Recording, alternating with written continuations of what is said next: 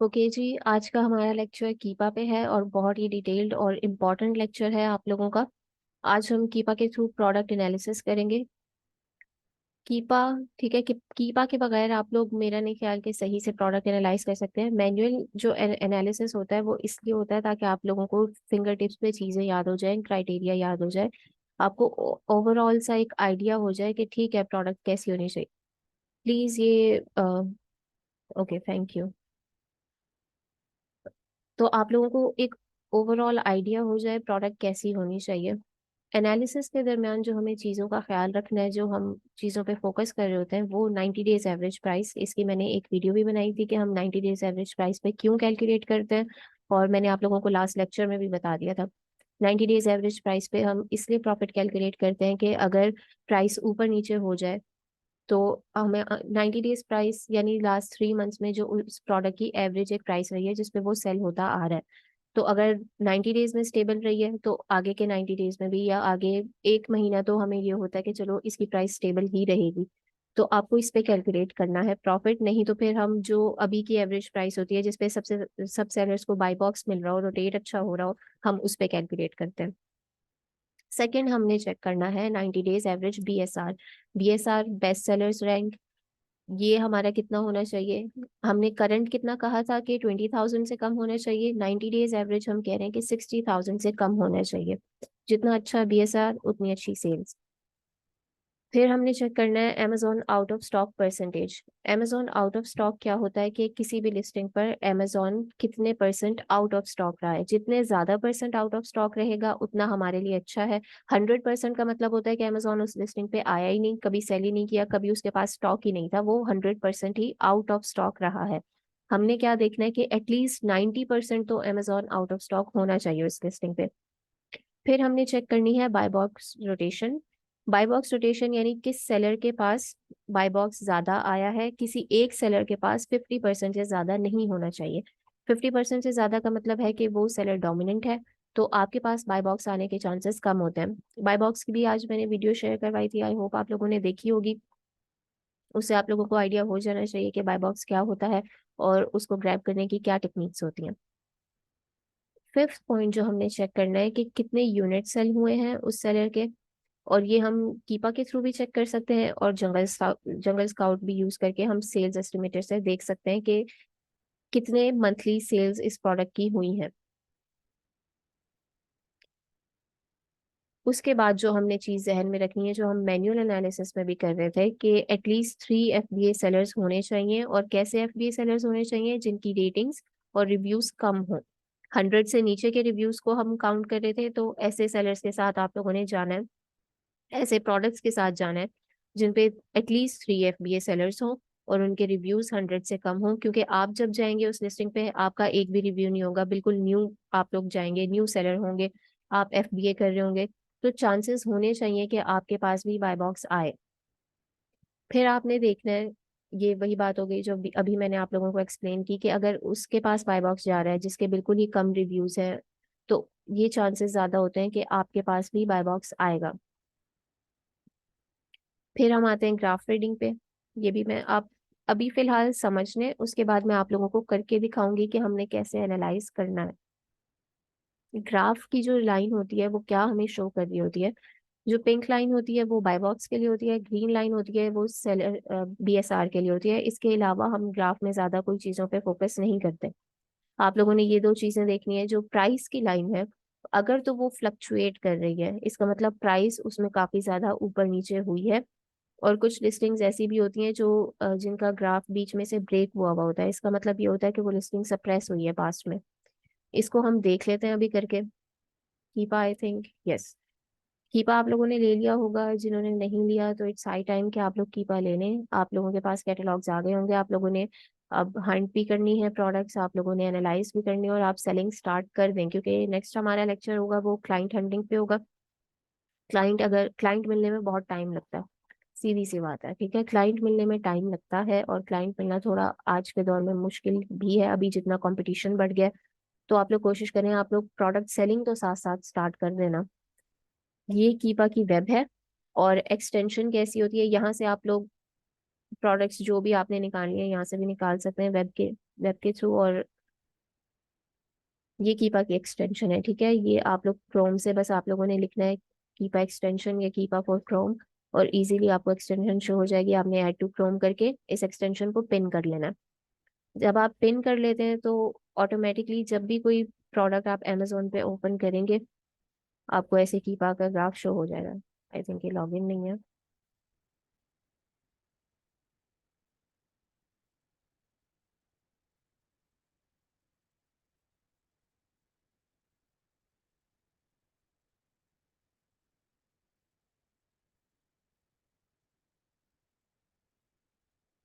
Wait कीजिएगा थोड़ा, I think कीपा मेरा लॉगिन नहीं है यहाँ पे।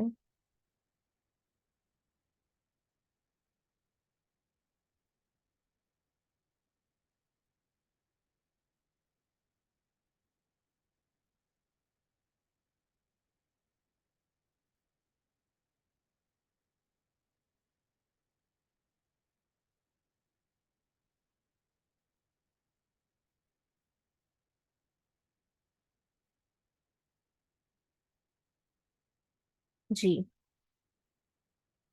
अभी फिलहाल मैंने सब यहाँ से हटाया हुआ है, ठीक है। ग्राफ बिल्कुल क्लियर है।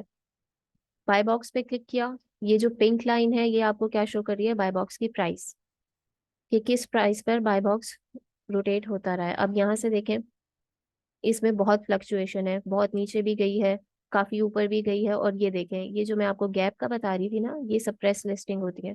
सप्रेस लिस्टिंग में क्या होता है कि बाय बॉक्स नहीं होता उन लिस्टिंग पर, ये बाय बॉक्स है। यहाँ पर ऐड टू कार्ट और बाय नाउ का ऑप्शन होता है, ये आपको नहीं शो हो रहा होगा।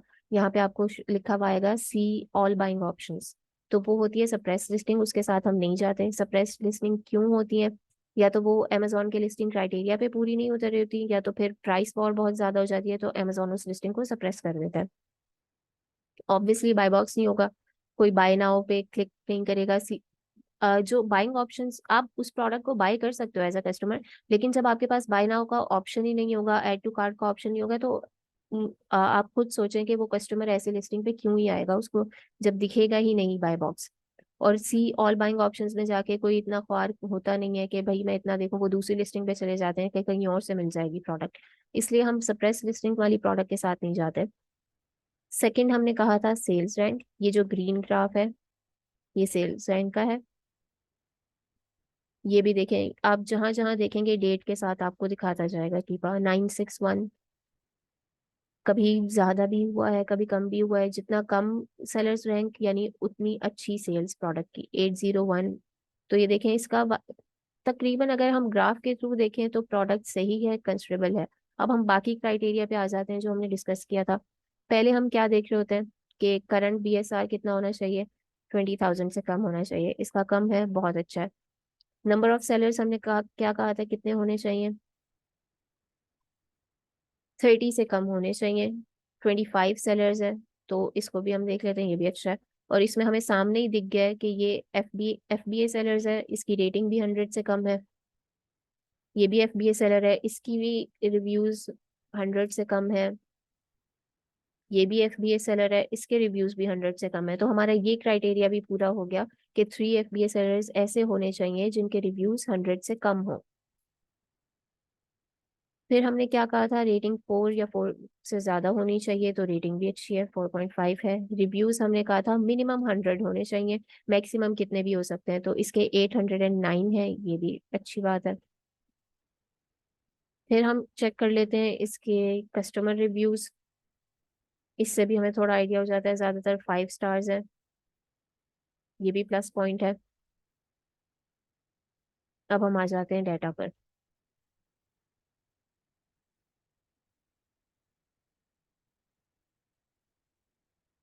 ठीक है, ये आपके पास डाटा ओपन हो गया। कीपा का मेन काम जो आप लोगों ने देखना है, जो आप एनालिसिस करेंगे वो आप यहीं से कर रहे होते हैं।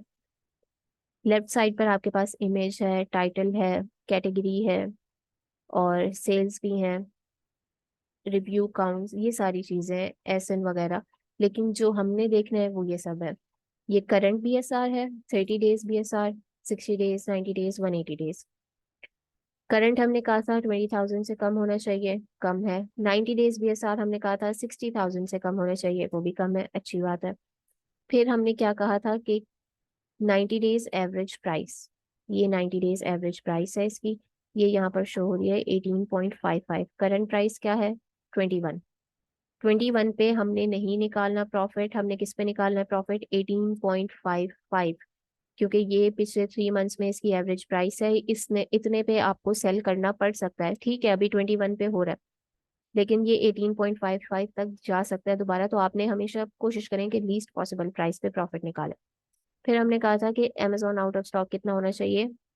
90% तक, चले 80% तक हम कंसिडर कर लेते हैं, 80% तक भी हो तो भी सही है। लेकिन यहाँ पर 100% है, इसका क्या मतलब है कि अमेजोन इस लिस्टिंग पर कभी आया ही नहीं।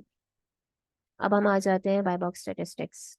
ये मेन चीज़ है हमारे पास, इसको गौर से देखें, इसको मैं आपको एक एक कॉलम एक्सप्लेन करूंगी। बाय बॉक्स 1%, यानी कि किस सेलर के पास, सेलर का आपको नाम लिखा हुआ है, किस सेलर के पास कितने परसेंट बाय बॉक्स रहा है। हमने क्या कहा था कि 50% से ज्यादा किसी एक सेलर के पास नहीं होना चाहिए। इसका क्या मतलब होता है? कि वो सेलर डोमिनेंट है। यहाँ पे देखें, अच्छा रोटेट हो रहा है बाय बॉक्स, 21%, 20%, 19%, यानी तकरीबन सेलर्स को बाय बॉक्स मिल रहा है। ये सेलर का नाम आ गया। एवरेज न्यू ऑफर काउंट, ठीक है, इसको रहने दें अभी।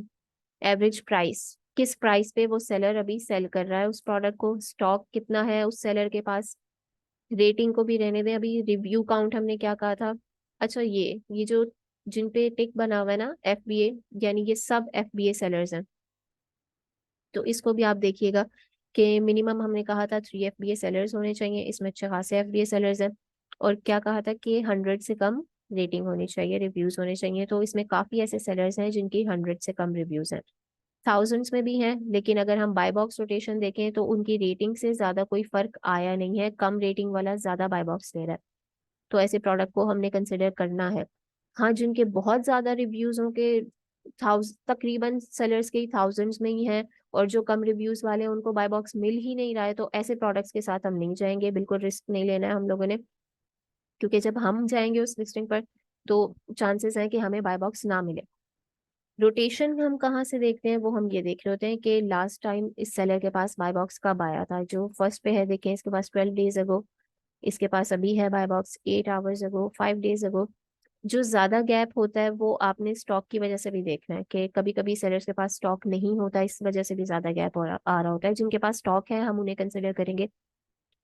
इसके पास 56 का स्टॉक है 12 डेज अगो, 63 का स्टॉक है अभी, ठीक है, 8 आवर्स अगो, 5 डेज अगो, 129 1 आवर अगो। तो इधर देखिए आप, 21 hours ago, 5 days, 5 days, 9 hours, 9 hours, 22 hours, 22 hours. तो यानी जिनके पास स्टॉक है उनके पास अच्छी रोटेशन हुई है बाय बॉक्स की। और किस प्राइस पर आया है, तो वो भी हम देखेंगे, 17, 20, 20, 19, 17। तो ये सारी चीजें आपने देखनी है कि जिस प्राइस पर, अगर तो 90 डेज प्राइस पर नहीं आ रहा प्रॉफिट, आप लोगों का बिल्कुल ही लॉस में जा रही है प्रोडक्ट, तो उस सिचुएशन में हम ऐसा कर सकते हैं कि जो करंट प्राइस चल रही है एवरेज, जिस पर बाय बॉक्स रोटेट हो रहा है, हम उसको कंसिडर कर सकते हैं। इसमें अगर हम देखें कि कितनी प्राइस पे रोटेट हो रहा है, 20 वाले के पास गया है, 20 वाले के पास गया है 19, और 19, 18, 20, 20, 24, 20। तो अगर 18 पे देखें, इसकी 90 डेज एवरेज प्राइस हमारे पास क्या थी? 18 पॉइंट समथिंग। 18 पे आपका प्रोडक्ट लॉस में जा रहा है। तो इस सूरत में हम क्या कर सकते हैं कि बाकी सारे स्टैट्स हमने अभी इस प्रोडक्ट के देखे तो अच्छे थे, तकरीबन अच्छे हैं। रोटेशन भी अगर देखी जाए तो कंसिडरेबल है रोटेशन। तो इस सूरत में हम क्या कर सकते हैं कि $20 पे इसका प्रॉफिट निकाल लेंगे। क्यों? क्योंकि $20 जो वो एवरेज प्राइस है जिसपे बाय बॉक्स रोटेट होते हुए हमने देखा है। यहाँ तक समझ आ गई? आप लोग मुझे बताएं, जल्दी से चैट में बताएं, यहाँ तक आप लोगों को समझ आ गया है? मैं दोबारा भी रिपीट करती हूँ, एक बार फिर से हम इसी प्रोडक्ट को, चले मैं एक काम करती हूँ, दूसरा आप लोगों को दिखाती हूँ। कोई हम दूसरा प्रोडक्ट एनालाइज करके देख लेते हैं।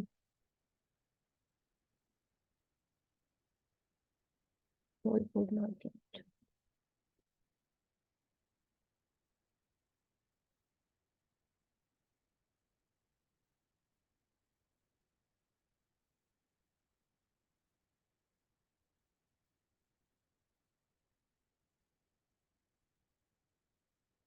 ठीक है, हम इस प्रोडक्ट को एनालाइज करते हैं। फर्स्ट हमने क्या कहा था, चले इस पे तो अमेजोन है, कोई बात नहीं है, कोई मसला नहीं है, सिर्फ एनालिसिस के लिए हम देख लेते हैं। वैसे तो हम कोशिश करते हैं कि अमेजोन ना हो, उस लिस्टिंग के साथ जाए। करंट BSR कितना, 20,000 से कम होना चाहिए, कम है, अच्छी बात है। रेटिंग 4 से ज़्यादा होनी चाहिए, रेटिंग भी 4 से ज़्यादा है, ये भी है। 100 से ज़्यादा रिव्यू काउंट होना चाहिए, इसका है, बहुत अच्छी बात है। नंबर ऑफ सेलर्स,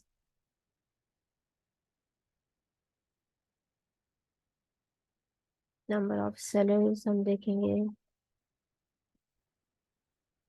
टोटल 4 है हमारे पास, और इसमें भी हमारे पास FBA सेलर नहीं है कोई। एक FBA सेलर है सिर्फ, उसकी रिव्यू काउंट कम है, लेकिन ऐसे प्रोडक्ट के साथ हम बिल्कुल नहीं जाएंगे। क्यों? क्योंकि हमारा क्राइटेरिया पूरा नहीं हो रहा। FBA सेलर्स 3-4 होने चाहिए जिनके रिव्यूज कम हो। इस पे तो वैसे ही अमेजोन है, इसके साथ तो नहीं जाएंगे। बाय बॉक्स की प्राइस हम देख लेते हैं, तो अच्छी रही है, ज्यादा फ्लक्चुएशन नहीं आई है, अभी लो पर चल रही है, लेकिन पहले हाई प्राइस रह चुकी है इसकी, तो इन फ्यूचर हो सकता है कि आप हाई प्राइस पे इसको सेल कर सकें। डिटेल्स में हमने कहा था 90 डेज का कितना होना चाहिए, 60,000 से कम, ये भी अच्छी बात है। 90 days average price 20। Amazon out of stock 100%, यानी Amazon इस लिस्टिंग पर नया आया है, पिछले 90 डेज में Amazon नहीं था, Amazon इस लिस्टिंग पर नया आया है। ये हमारे पास 30 डेज का है, 90 डेज, जी 90 डेज में अमेजोन नहीं था इस लिस्टिंग पे, 30 डेज में भी नहीं था, मतलब अभी नया, बिल्कुल ही नया आया है। ये हम ऑफर्स में चेक कर सकते हैं, देखें। ऑफर्स पे आप क्लिक करेंगे, ऑफर से आपको पता चल जाएगा कि कौन सा सेलर लिस्टिंग पर कब आया है। फर्स्ट सीन यानी फर्स्ट टाइम इस लिस्टिंग पर कब आया था, 33 डेज अगो। अमेजोन 33 डेज पहले इस लिस्टिंग पर आया। ये सेलर 2 मंथ्स पहले, ये 44 डेज पहले। और इन्होंने कितना स्टॉक निकाला है, इस सेलर ने सबसे ज्यादा स्टॉक निकाला है। तो यहाँ से आप लोगों को पता चल जाती है मंथली सेल्स कितनी हुई है इस प्रोडक्ट की, टोटल सेल्स कितनी हुई है, किस सेलर की कितनी सेल्स हुई है। कहाँ से पता चलेगा? ऑफर से। ठीक है, तो ये भी आप लोगों ने कीपा में देखना है। नहीं तो आप JS सेल्स एस्टिमेटर से भी कर सकते हैं। JS सेल्स एस्टिमेटर मैं बता देती हूँ आप लोगों को।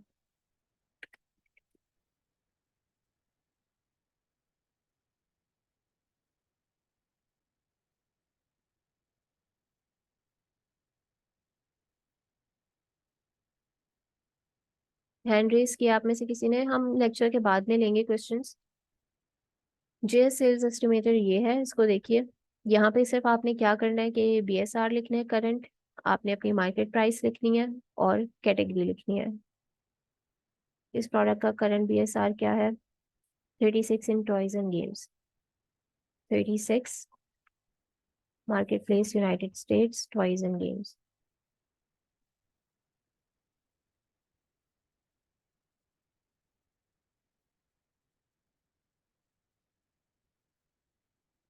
ये 24,000 आपको दिखा रहा है। जो सेल्स आपको JS सेल्स एस्टिमेटर दिखाएगा, वो किस पे बेस कर रही होती है? कोई भी टूल आपको दिखाएगा, वो बेस कर रही होती है सेलर्स रैंक पे। ठीक है, वो सेलर्स रैंक से एस्टिमेट करके बता रहा होता है। तो लेकिन मेन सेल्स आपने कहाँ से देखनी है? यहाँ से देखनी है कि लास्ट मंथ में किसकी कितनी सेल्स हुई है। 2,283। तो आई होप आप लोगों को समझ आ गया होगा कैसे एनालिसिस करना है। कैटलॉग भी मैं आप लोगों को दिखा देती हूँ कि कैसे अरेंज करना है। कैटलॉग पे मैं अलग से वीडियो भी बना दूंगी, लेकिन ऑब्वियसली आप लोग लेक्चर में आए हैं। कैटलॉग में आप, बहुत डिटेल में होता है कैटलॉग, जो आपको उसकी तरफ से मिलेगा, डिस्ट्रीब्यूटर की तरफ से, और उसके बाद जब आप उसको स्कैन करेंगे तो उसमें और डिटेल्स भी ऐड हो जाती हैं, उसकी डायमेंशंस वगैरह और सब कुछ।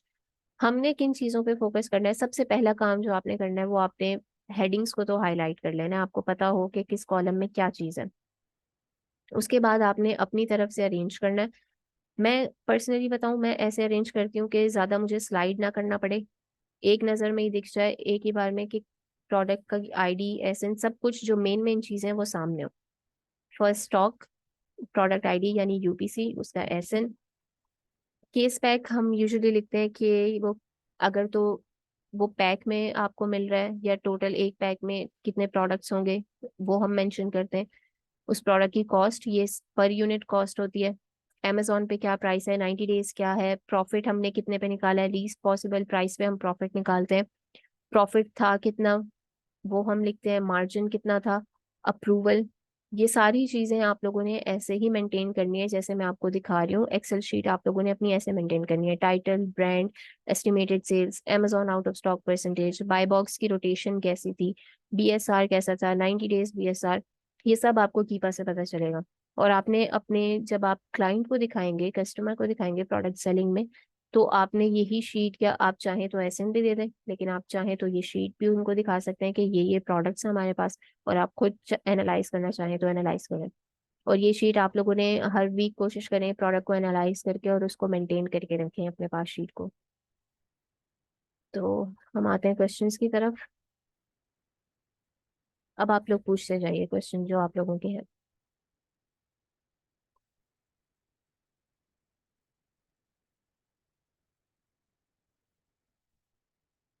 Can you show us your seller central dashboard? नहीं, वो क्लाइंट का होता है, ठीक है, प्राइवेसी इन्वेड नहीं कर सकते हम, क्लाइंट का अकाउंट मैं आपको नहीं दिखा सकती सेलर सेंट्रल।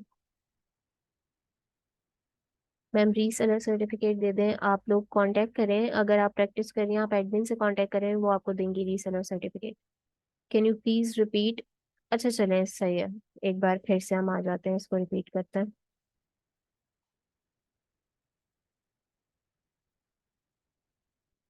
हम इसी वाली प्रोडक्ट के पास आ जाते हैं जिसपे तकरीबन हमें रिव्यूज अच्छे मिले थे। कहाँ है ये?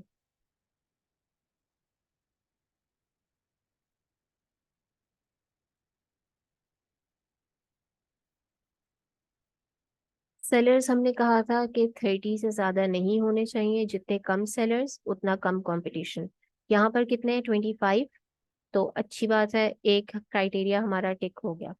सेकंड हमने कहा था कि मिनिमम 3 FBA सेलर्स होने चाहिए जिनके रिव्यूज 100 से कम हो। एक सेलर जिसके रिव्यू 100 से कम है, सेकंड FBA सेलर जिसके रिव्यूज 100 से कम है,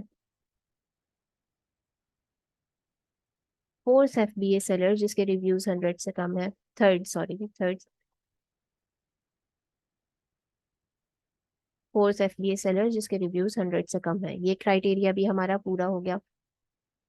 फिर हमने कहा था कि करंट BSR कितना होना चाहिए, 20,000 से कम, इसका कितना है, 1701, ये क्राइटेरिया भी पूरा हो गया।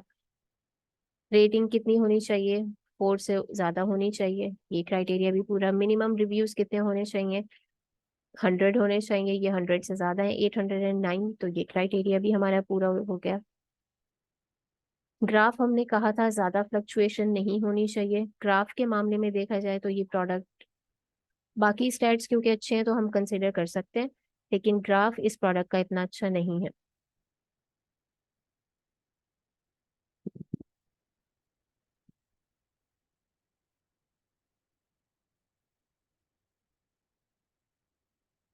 फिर हमने कहा था कि 90 डेज सेलर्स रैंक कितना होना चाहिए, BSR 60,000 से कम होना चाहिए, वो भी है इस प्रोडक्ट का, ये भी टिक हो गया क्राइटेरिया। 90 डेज एवरेज प्राइस हमने देख ली, हम इस पे कैलकुलेट करेंगे प्रॉफिट। अगर तो इस पे प्रॉफिट हमारे पास नहीं आ रहा, प्रोडक्ट लॉस में जा रही है, 10% मार्जिन हमने कहा था ना, तो 10% मार्जिन नहीं आ रहा, तो फिर हम क्या करेंगे कि जिस प्राइस पर बाय बॉक्स ज्यादा रोटेट हो रहा है हम उस प्राइस पे निकालेंगे। परसेंटेज क्या है हमारे पास, बाय बॉक्स 1%, यानी जिस सेलर के पास बाय बॉक्स गया है कितने परसेंट गया है। अगर तो 50% से ज्यादा किसी सेलर के पास जा रहा है, उस प्रोडक्ट के साथ हमने नहीं जाना, इसका मतलब ये है कि वो सेलर डोमिनेंट है। रिव्यूज हमने यहाँ से देख लिए, जो टिक मार्क हुए हैं वो FBA सेलर्स हैं, हमने रोटेशन यहाँ से देख ली। को ऐसे प्रोडक्ट्स के साथ जाइएगा जिसकी रोटेशन आवर्स में हो या डेज में हो। इसकी 12 डेज में है और ये सब। अब ये प्राइस पे भी डिपेंड कर रही होती है और स्टॉक पे भी डिपेंड कर रही होती है कि उनके पास बाय बॉक्स इतना लेट क्यों जा रहा है, हो सकता है उन्होंने ज्यादा प्राइस रखी हो सकता है उनके पास स्टॉक ही ना हो। लेकिन फिर भी हम कोशिश कर रहे होते हैं कि अगर डेज में रोटेट हो रहा है बाय बॉक्स तो वो प्रोडक्ट अच्छी है। अगर ओवरऑल मैं रिव्यू दूं आप लोगों को इस प्रोडक्ट का, तो ये कंसिडरेबल प्रोडक्ट है, इस प्रोडक्ट के साथ जाया जा सकता है। इसकी हम सेल्स देखें अमेजोन इस पे बिल्कुल नहीं था, आउट ऑफ स्टॉक परसेंटेज पे हमने देखा 100% थी। तो ये देखें 9,000 सेल हुई है इस मंथ इसकी, तो सेल्स भी अच्छी हो रही हैं। और इंडिविजुअल सेलर की भी आप देखें, एक की 9,177, 1,796, 2,1,172, और ये 7 डेज पहले आया। अगर देखें 7 डेज पहले आकर इसने 9 प्रोडक्ट्स अपनी सेल, अब 9 यूनिट सेल किए हैं, और इसके पास लास्ट बाय बॉक्स भी गया है 3 मिनट्स पहले। नहीं, इस सेलर का नाम क्या है? Y and company. इसको हम बाय बॉक्स स्टेटिस्टिक्स में देखेंगे, Y and company.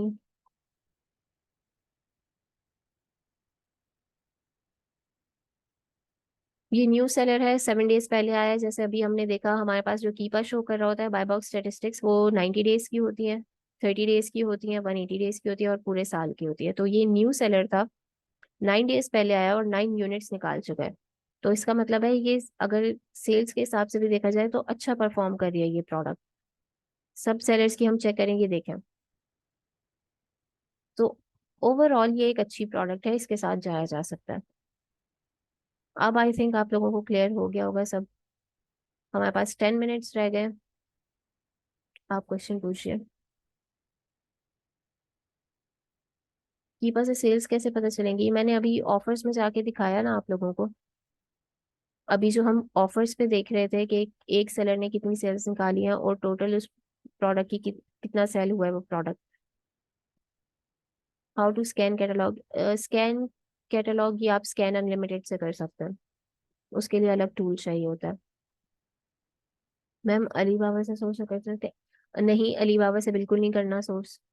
Chinese distributors के साथ तो बिल्कुल मत जाएं। कोशिश करें कि अगर आप यूएसए मार्केट के हैं तो यूएसए से ही डिस्ट्रीब्यूटर ढूंढें। चाइनीज डिस्ट्रीब्यूटर्स की बिल्कुल एक्सेप्ट नहीं होती हैं, अमेजोन नहीं एक्सेप्ट करता उनकी इनवॉइसेस। ईबे को भी हम कंसिडर नहीं कर रहे होते हैं, लेकिन हाँ वॉलमार्ट के साथ आप जा सकते हैं। वॉलमार्ट यही है कि वो रिटेलर वेबसाइट है, तो आपको अच्छी प्राइस अगर मिल रही है तो ज़रूर जाएं, ये ऑनलाइन आर्बिट्राज होगा। एफबीए टूल किट पर देख सकते हो पर मंथ। मैंने अभी दिखाया, जीएस सेल एस्टिमेटर से भी देख सकते हैं, लेकिन जो टूल्स होते हैं ना वो आपको दिखा रहे होते हैं उससे, आ, क्या कहते हैं, आपको बीएसआर के थ्रू उस पे दिखा रहे होते हैं, बीएसआर पे डिपेंड कर रही होती हैं वो सेल्स। कीपा आपको दिखा रहा होता है प्रॉपर सेल्स जो उस मंथ हुई होती हैं।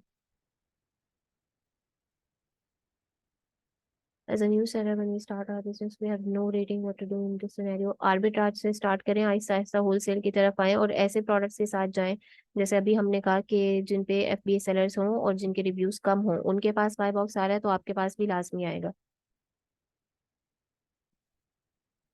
मैम ऐसे तो क्लाइंट को एसएन और सप्लायर का पता चल जाएगा तो नहीं, अभी सोर्स आप ना ऐड करें। होलसेलर की तो इतनी आसानी से नहीं पता चलती, हाँ आर्बिट्राज की जल्दी आर्बिट्राज की सोर्स आपने बिल्कुल नहीं देनी, सोर्स आपने बाद में ही देनी है, जब डील डन हो जाए उसके बाद। लेकिन होलसेल का ये है कि अगर आपको लगता है कि क्लाइंट नहीं ढूंढ पाएगा सोर्स, तो आप दे सकते हैं एसएन। एसएन देने में कोई हर्ज नहीं है वैसे। हाँ आर्बिट्राज का नहीं दें, क्योंकि आर्बिट्राज की आसानी से मिल जाती है अगर आप एसएन दे देंगे तो। Ma'am what if we have only 3 और 4 सेलर्स? अच्छी बात है, अगर उनके पास अच्छा बाय बॉक्स रोटेट हो रहा है, कोई डोमिनेंट नहीं है, तो जितना कम कंपटीशन उतना ही अच्छी प्रोडक्ट।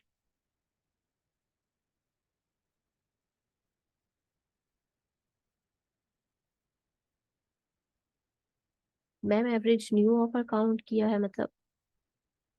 न्यू ऑफर जो न्यू सेलर्स आ रहे होते हैं।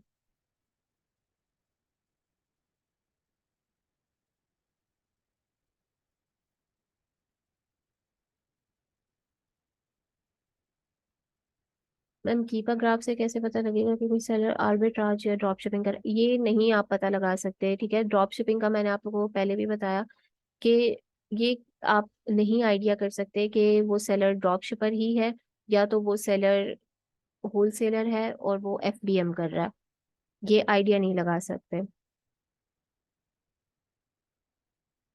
How can we calculate? Profit calculation की क्लास पहले हो चुकी है, आप वो लेक्चर देखें, प्रॉफिट कैलकुलेशन डिटेल में हो चुका है। सेकेंड थिंग, अभी हमारे पास क्लाइंट नहीं है तो हमें कैसे पता चलेगा प्रोडक्ट गेटेड है या अनगेटेड है? प्रोडक्ट गेटेड या अनगेटेड तो हर अकाउंट पे डिफर कर रहा होता है, ठीक है। अब जब तक आपके पास अकाउंट नहीं आएगा, आप नहीं पता लगा सकते कि आपके अकाउंट पे वो प्रोडक्ट गेटेड है या अनगेटेड है। ये आपको सेलर सेंट्रल से ही पता चलेगा। हर अकाउंट के लिए डिफरेंट होता है, किसी एक अकाउंट पे लग जाती है वो प्रोडक्ट और किसी एक अकाउंट पे गेटेड होती है। जो सप्लायर कैटलॉग नहीं दे रहे और कह रहे हैं वेबसाइट पे से आइटम की प्राइस के साथ है, तो क्या उनके साथ जा सकते हैं? और क्या उनका भी कोई एमओक्यू होता है? तो एमओक्यू आप उनसे पूछें, आप उन्हें कॉल करें, ईमेल्स करें, एमओक्यू का आप उनसे लाजमी पूछें और जा सकते हैं ऐसे सप्लायर्स के साथ, कोई मसला नहीं है। जो वेबसाइट से कह रहे हैं उनकी वेबसाइट स्क्रैपिंग कर लें, उनका सिर्फ ये है कि उनके पास कैटलॉग नहीं होगा एक्सेल शीट में, इसलिए वो आपको ऐसा कह रहे हैं। ऐसा कोई मसला नहीं है कि वो ऑथेंटिक नहीं है या ऐसी कोई बात नहीं होती। जा सकते हैं आप बिल्कुल, और एमओक्यू के लिए आप उनसे कॉल करें, उनसे कांटेक्ट करें, वो बताएंगे आपको। अगर वेबसाइट पे मेंशन नहीं है तो वो खुद बता देंगे। मैम आर्बिट्राज से भी ऐसे ही सेल्स कैलकुलेट होंगी जी। Do we need capital sector? नहीं, आर्बिट्राज के लिए नहीं, होलसेल के लिए चाहिए होते हैं आपको ये डॉक्यूमेंट्स।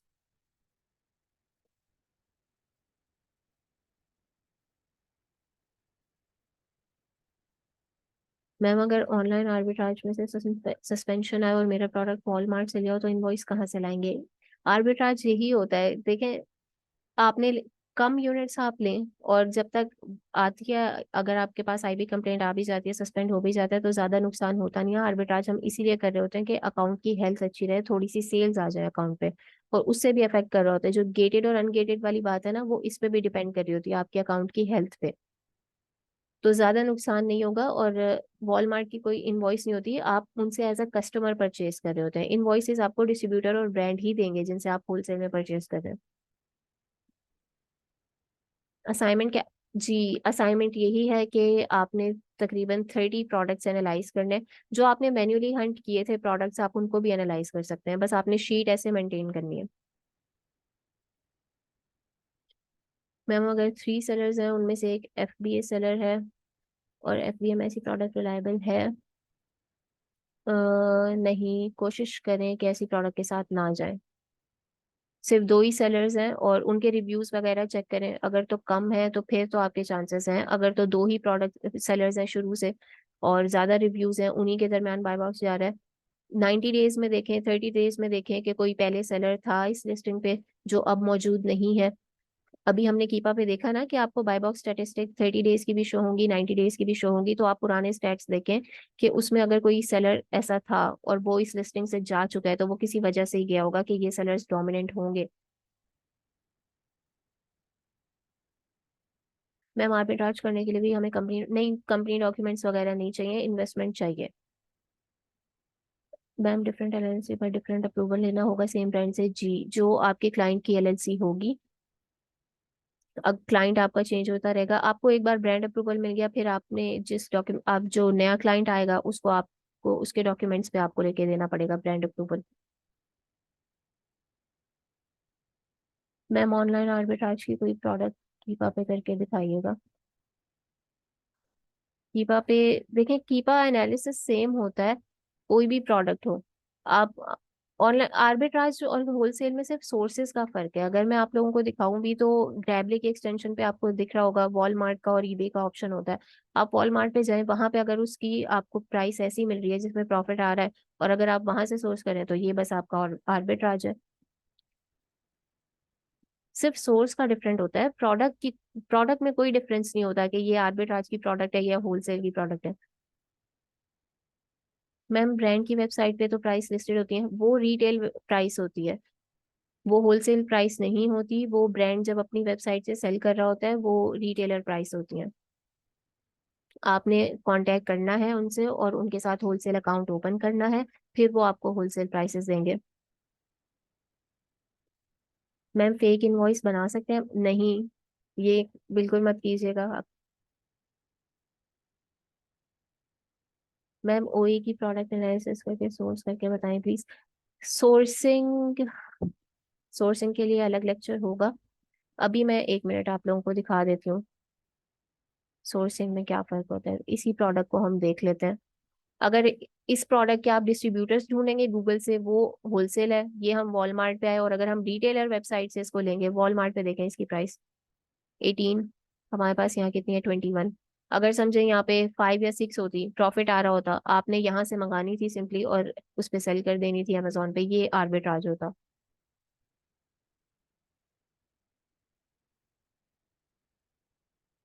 असाइनमेंट एक दफा फिर बता दें, शीट कैसे बनानी है। शीट अभी मैंने आपको दिखाई है, आप लेक्चर दोबारा देख लीजिएगा, टाइम हमारे पास कम रह गया 1 मिनट। सिर्फ आपने अपनी पुरानी प्रोडक्ट्स जो आपने मैनुअल हंटिंग से निकाली थी, आपने सिर्फ उनको एनालाइज करना है कीपा के थ्रू, और वैसे अरेंज करना है शीट को। Ma'am seller certificate hard copy दोबारा सेंड कर दें ग्रुप में। सेलर सर्टिफिकेट मैंने ग्रुप में सेंड नहीं किया, जो स्टूडेंट्स प्रैक्टिस कर रहे हैं उन स्टूडेंट्स को, वो स्टूडेंट्स लें और आपको एडमिन दे देंगी सेलर सर्टिफिकेट, आप एडमिन से कांटेक्ट करें। How much investment for arbitrage, तकरीबन 1700 to $1000। डिफरेंट डिफरेंट प्रोडक्ट्स करेंगे ना आप, इससे कम से भी हो जाती है, लेकिन जितनी ज्यादा हो उतना अच्छा है।